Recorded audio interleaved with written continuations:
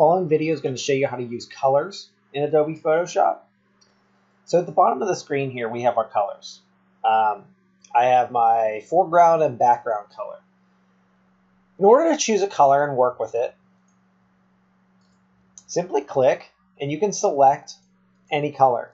Notice when you select the color, the numbers down here change. So this is the web equivalent of your number. So if you were trying to match a number, you would actually take, to a website or something.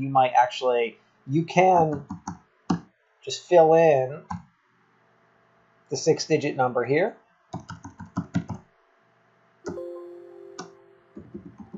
If you needed to, or you can just select.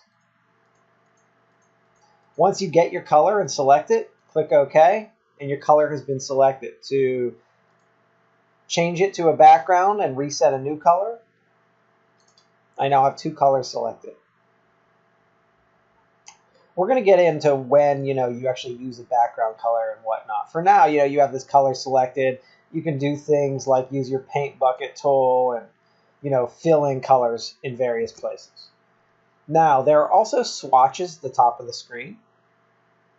These are the basic colors you can choose from. They also have your most recently used colors. So you can see as I select the color, it changes here. And that's really the basics of selecting your color in Photoshop.